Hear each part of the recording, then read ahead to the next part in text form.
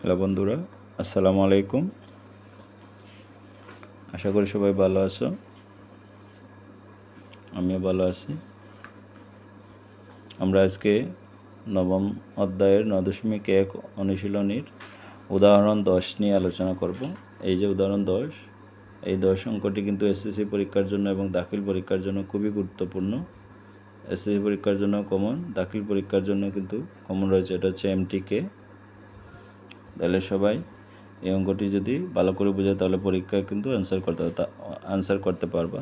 তার পূর্বে যে কাজটি করতে হবে, এখনও যারা আমার চ্যানেল সাবস্ক্রাইব করেননি, চ্যানেলটি সাবস্ক্রাইব করে নিন এবং লাইক কমেন্ট শেয়ার করে সবাইকে জানিয়ে বা দেখার সুযোগ করার দিন।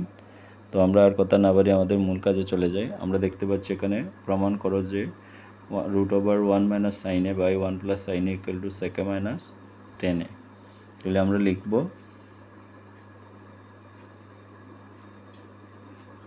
উদাহরণ 10, এটা হচ্ছে এসএসসি অথবা দাখিল এক্সামের জন্য কমন।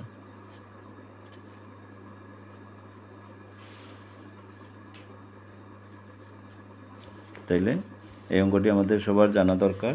তাহলে আমরা দিব LHS সমান, যেহেতু প্রমাণ করে বলছে, বাম পক্ষ দিয়েছে ডান পক্ষ দিয়েছে, তাহলে আমরা লিখব √,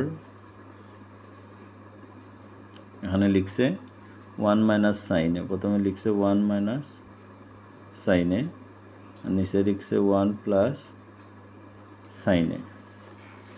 তো আমরা কি করব, এই অঙ্কটি হচ্ছে বুঝলে কিন্তু একবারে ইজি, সবাই খেয়াল করবা।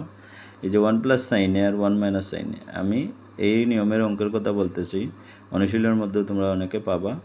এই 1 + sin এর এখানে যে নিচে হর থাকবে, এই হরের বিপরীত সংখ্যা দিয়ে, এই যে এখানে হর থাকবে, তার বিপরীত সংখ্যা দিয়েই মানে লব এবং হরকে গুণ করতে হবে সব সময়। এই নিয়মের অঙ্ক আসলে 1 + sin a থাকবে বা 1 - sin a থাকতে পারে, যেই সংখ্যা থাকবে তার বিপরীত সংখ্যা দিয়ে নিচ এবং উপরে বলতে লব এবং হরকে গুণ করতে হবে।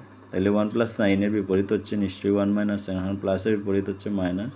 তাহলে আমরা কি করব, এটাকে উভয় পক্ষে 1 + sin a বিপরীত চিহ্ন দিয়ে লব এবং হরকে গুণ করব। তাহলে আমরা দিলাম 1 + sin a আছে এখানে, 1 + sin a, তার বিপরীত আমরা লিখলাম 1 - sin a।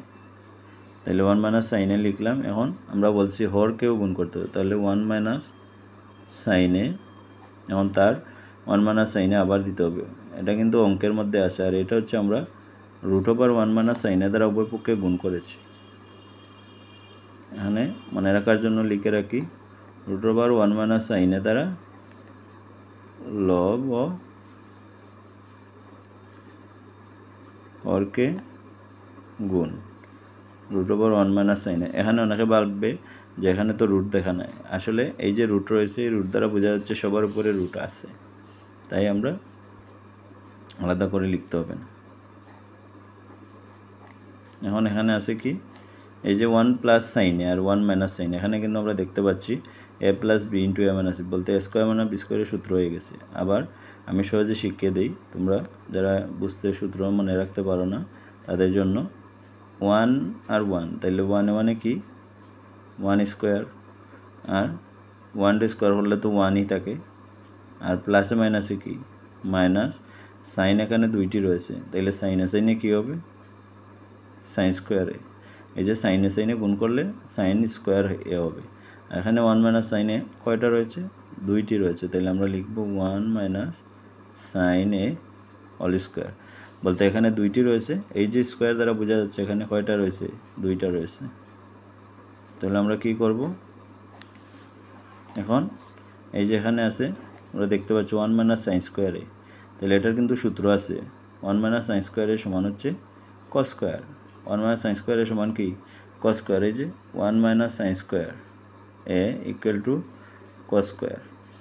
cos² যদি বলে, আর যদি sin² বলে তাহলে 1 - cos², মানে একটা আর ওটার বিপরীত। এটা মূলত হচ্ছে sin² + cos² = 1, এই সূত্র থেকে।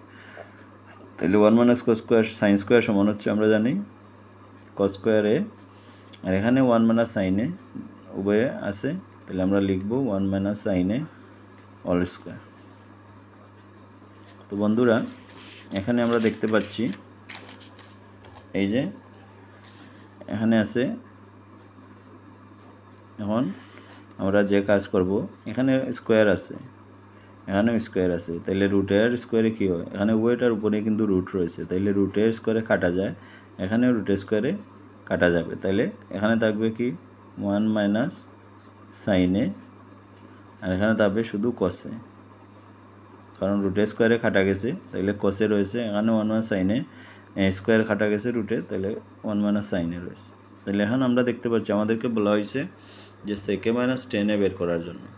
তো আমরা কি করব, এই যে কসে দ্বারা উভয় পক্ষে এই যে 1কেও ভাগ হবে, আবার মাইনাস সাইনকেও ভাগ হবে, তাহলে আমরা আলাদা আলাদা করে যদি লিখে ফেলি, তাহলে আমাদের ভাগ এভাবে হবে 1 বাই কসে, এই যে মাইনাস আছে, এই মাইনাস এখানে বসবে, এরপরে সাইনে আছে উপরে সাইনে, আবার কসে দ্বারা সাইনেকে ভাগ হতে হবে, কারণ এই কসে কিন্তু 1কেও ভাগ হচ্ছে, আবার সাইনেকে ভাগ হচ্ছে, তাইলে আমরা এভাবে লিখতে পারি কসে 1কেও ভাগ হচ্ছে মাইনাস সাইনকেও ভাগ হচ্ছে, তাইলে 1 বাই কস সমান হচ্ছে কি, আমরা এই সূত্রগুলো শিখব।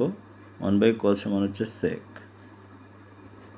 এ, এখানে এ বা থিটা কিংবা আলফা বিটা এগুলো থাকতে পারে, এখানে যেই মানে ত্রিকোণমিতিক কোণ থাকবে সেই কোণের, এটা কোণের মান নির্দেশ করে এই অক্ষরটি লিখতে হবে, বা এখানে যে চিহ্ন থাকবে সেটা লিখতে হবে। মাইনাস এখানে হচ্ছে সাইন বাই কস আমরা সমান জানি 10, সাইন বাই কস সমান 10, এখানে এ আছে এ, তাইলে সেকে মাইনাস 10 এই হচ্ছে আমাদের অ্যান্সার। আমাদেরকে বলা হয়েছিল সেকে মাইনাস 10 বের করার জন্য, তাহলে আমরা পেয়ে গেছি সেকে মাইনাস 10, এবং এটাই হচ্ছে RHS। এখন আমরা লিখব অঙ্কের শেষে, অতএব LHS ইকুয়াল টু RHS বলছে প্রমাণ করার জন্য, তাহলে আমরা লিখব প্রুভড। এটাই হচ্ছে বন্ধুরা সমাধান। এসএসসি পরীক্ষার জন্য খুবই কমন, তাই সবাই ভালো করে বুঝে শুনে করবা। যদি কারো বুঝতে সমস্যা হয় সবাই কমেন্ট বক্সে জানিয়ে দেবে, ইনশাআল্লাহ আমি আবার চেষ্টা করব। ধন্যবাদ সবাইকে, আসসালামু আলাইকুম।